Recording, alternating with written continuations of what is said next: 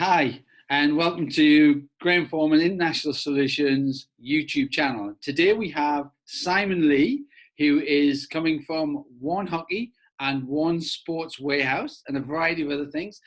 Simon, we go back about 5-6 years now, don't we? Tell everybody how we met and some of the stuff that we've done. So in a former contract of mine, I worked for Durham University as one of their hockey coaches.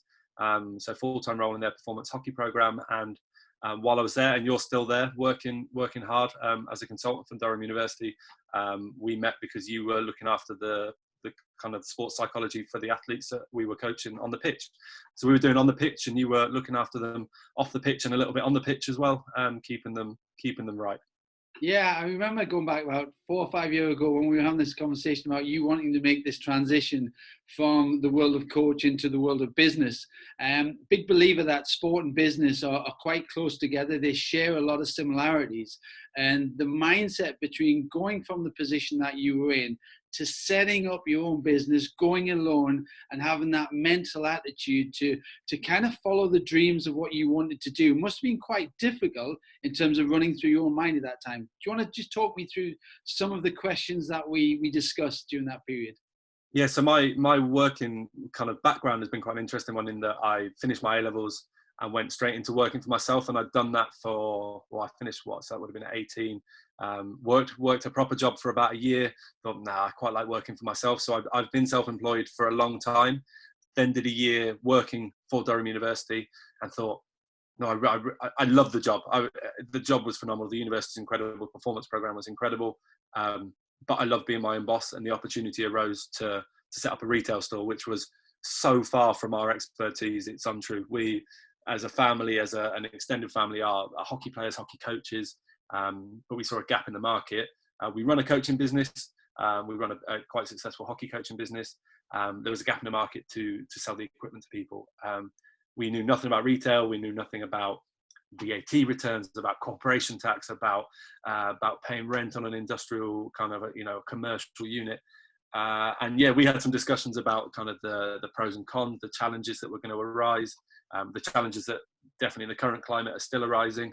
But yeah, now almost 4 years ago, we jumped in at the deep end, definitely without the armbands on, and decided to open up a retail store alongside now our two coaching businesses, so hockey and netball. We've added netball since we launched the retail store as well. Fab. And we should just tell everybody right now, we've just launched a collaborative program together, haven't we, this week? Well, Friday it went out live, didn't it? Tell everybody about that. One Hockey, which is ours, and yours. Yeah, International Solutions.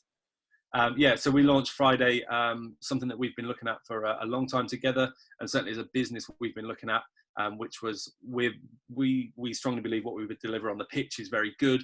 We use video analysis, we use all the latest technology on the pitch, but something that we've never really touched on is the sports psychology element. And so that was something that obviously in discussions with yourself and your business, it was something that we thought, how can we offer kind of that next step for those players and even those parents and kind of people in and around the sport that want to kind of progress their performance mindset and kind of the sports psychology aspect of the game.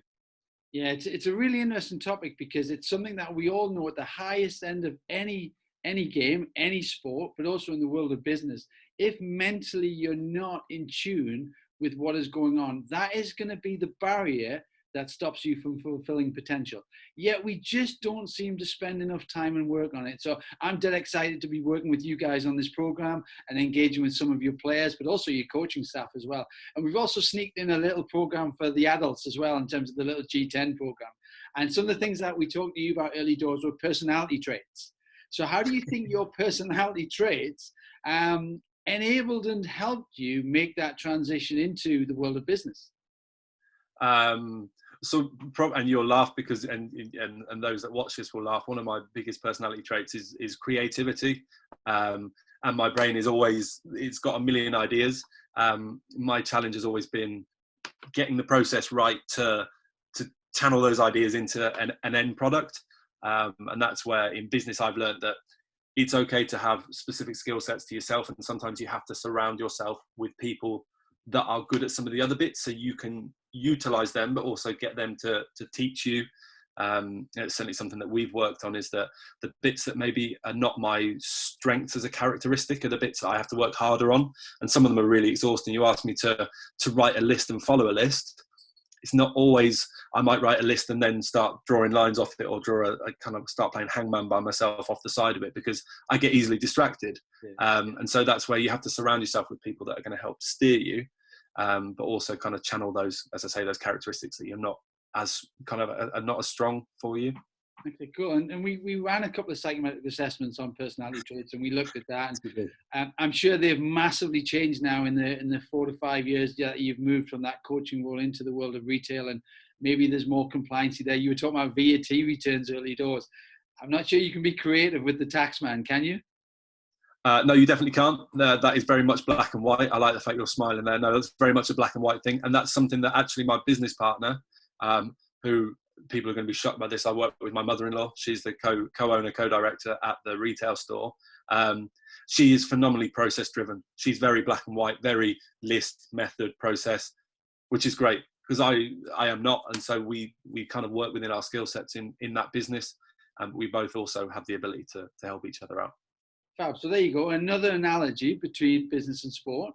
If you've got a good team, a strong team that has a variety of different skill sets, you've got more chance of getting the outcome you want. Well, there's no difference there between sport and business, I don't think. So very smart on your behalf to get the mother-in-law in. And but you also know people to go on. I know your mother-in-law as well, so I have to say that, especially seeing that we're live. That is true. That is true. You also have to put your hand up and know what your strengths are and what you're not as good at. And I think definitely as a coach, I've seen plenty of players that could have gone a long way, but weren't willing to ask for the support or acknowledge and it's not a weakness. It's an area that you're not, it's not your strongest character trait. That's okay. But you will need an element of it improving, it needs nurturing, because it's not what comes naturally to you. And that's something I've definitely done over the last 5 years, is put my hand up and go, I'm not as good at some of these bits. I need some help, whether that be by getting someone to help me or getting someone to help me get better at them. Okay, cool. One of the things that that we talk about a lot is this whole concept around the fact that if we're in fear, we're reluctant to change. If we're in fear, we restrict ourselves in terms of the movements that we go forward. There must have been an element of fear moving from being a coach into the world of business. So 2 quick questions on that. What do you think your first fear was? And what was the thing that maybe held you back 6 months or 12 months before you actually did it? And the second thing, what key learning do you think you will have taken out of that transition? So first question, what was my fear? Failure, getting it wrong, becoming a laughing stock. It's one of my character traits, as we've said, is being creative. But one of the challenges around that is you don't want to get things wrong, because you don't want people to be kind of pointing the finger. Oh, that was that guy who opened up a hockey shop for 6 months. Yeah, that worked really well for him. Note sarcasm in my voice. Yeah. So there was a huge element of that. And then the challenge for me around that was doing the due diligence of making sure we understood all the processes that we had to jump through. Okay. Biggest learning? Biggest learning, it's okay to make mistakes, but you have to learn from them, and you have to learn very, very quickly. I don't know, this will go out on YouTube, so I won't swear, but we've certainly made some mistakes, and we've learned the hard way on a few of them. We've not made them again, and that's the joy of business, is that, yeah, you're going to make them, but you get better, you get bigger, you get better, you get stronger.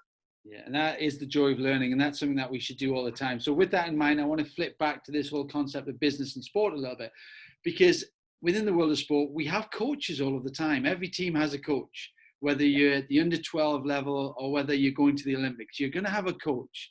So I just want to throw this out to you right now, and because I actually don't know the answer, so it's really interesting for me. Do you have a business coach and a business mentor at this moment in time?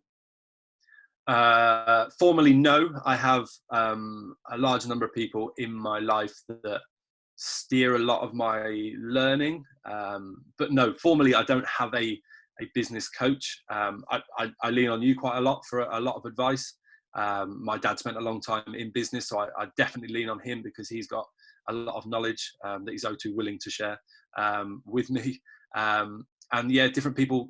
I have some, not mentors, but I have a lot of friends in the sports retail industry. They're direct competitors, but we'll pick up the phone and bounce ideas around, because that's the joy of working in sport. Is in the same way, after a game, you know, back in the day, maybe Ferguson and Mourinho were the wrong people, but they go and have a glass of wine after the game and probably talk about the game to a ridiculous length, knowing that, you know, a few months down the line they're going to compete again. And I think that's important, that you surround yourself with, whether it's formally having a business coach or whether it's kind of surrounding yourself with people with knowledge that you can tap into. Cool. And one of the things in the G10 program that we look at a variety of those things that will help you just go to the next level. And it looks like you're doing some really fab stuff in terms of picking some right people to talk to gather some learning from, and in order for you to move your business forward as well. I guess when this goes out on the YouTube channel, the first time anyway it goes out, is we're still in a period of isolation. How's the business doing? How have you coped? And what have been your coping strategies over the last 3 to 4 weeks that has allowed you to still be positive and confident about your business model? Well, so first of all, I ordered a massive kind of cubic ton of sand and just buried. No, I didn't. I actually know you did a little bit of that mentally. I think to start with, there was a massive like, oh, this is interesting. We now can't have customers come into our store. From a coaching company point of view, we can't have, you know, that contact time, whether it be one-on-one, small group, camps, academies. We can't have that. And it was going, okay, what can we do to diversify? What can we do to still support our community? And some of it was working out, not always about how we could generate income. It was about how can we support, you know, from a retail store, our customers. From a coaching company point of view, how can we support that community and that family we've got of the One Hockey family? And we're still learning. We're still challenging ourselves to offer services and support to people, whether that be the retail store. Kind of had a few little train at home packs, which is something that we've not done before, but it was offering people something that's small but really beneficial, and that seemed to have been really well received. Okay, great. Any growth during this period? Any opportunities that you've kind of, in reflection, because it's one of those periods where we actually do have a chance to sit down and reflect and think about, where is my business going? Any real light bulb moments for you? Yeah, I can work remotely better than I thought I can. Obviously, that's a slight challenge with a retail store, because we have a physical premises that has to be manned, and hopefully at some point in the not too distant future we will get out of lockdown in some shape or form, and people will come back. I hope, please, that would be nice. But it's understanding that our working week, I think, can look very differently, and we don't need potentially all of our staff in the office at the same time or in the store at the same time. And also from a coaching company point of view, looking at what we can offer that's remote for people that can do learning, especially for the younger generation. But, you know, most people these days, how can we do learning online, whether that be on a phone, on a tablet, on a, you know, sat on your Mac? How can we support people? So it's changing our business model a little bit. And also, I think it's really interesting to see who's come out to support local and kind of small independent retailers. That's been really interesting. That's a big bit of learning, is seeing who's willing to kind of support the little person. And, you know, from a coaching company and from a retail store, we are a small family-run business, and it's been nice to see people doing that. So that's been eye-opening and amazing to see. Wow, brilliant. Thanks, Simon. And before we go, if somebody was going to set up their own retail business now, whether it's in the world of sport or whether it's, you know, in some other field, what would be your 3 key tips in order for them to not only be successful, but continue to learn and grow and improve the business in, let's not say the current climate, but when we actually get out to some kind of new normal? Yeah. Well, first of all, if people are looking to set up a sports retail store, then nowhere near Durham would be gratefully received. 3 tips: know your market. You have to know your market and your customers. You have to have that route to market. So we're fortunate that the coaching company has a brand that we have utilized into the retail store. So you have to know your customers. You have to know your market. You have to have a route to market. Making mistakes is okay. Making mistakes and not learning from is not okay, and will cost you money, sleepless nights, Thankfully, we've not had too many of them because we've made mistakes and learned from them. And the third tip, ask for help. It is okay to ask for help, whether that be looking at something like the G10 program that you offer, whether that's speaking to a customer that comes into the store and going, did you enjoy your experience today? What could we do better? Or speaking to a parent at a camp and going, do you enjoy, well, you know, does it work for you as a parent? It's okay to ask for help. And we're not very good at it as people generally. We either think we're brilliant or we think we're useless. And either end of the spectrum, we don't ask enough what people think or how kind of we can be better. Thanks, Simon, for your time. Obviously, this has been a completely cost-free event. So what I would like people to do is, if you can, subscribe to the YouTube channel. And we'll also put Simon's details on there, as well as if you're interested in contact Simon regarding any of the stock that he sells at One Hockey and also the Sports Warehouse. And if you go on to the Facebook page, GF International Solutions, you can download a free activity around key tips and business management in current retail area. So we'll put that together for you. It's all free. Have some fun, enjoy it, and we'll see you tomorrow with another interview. Take care. Goodbye.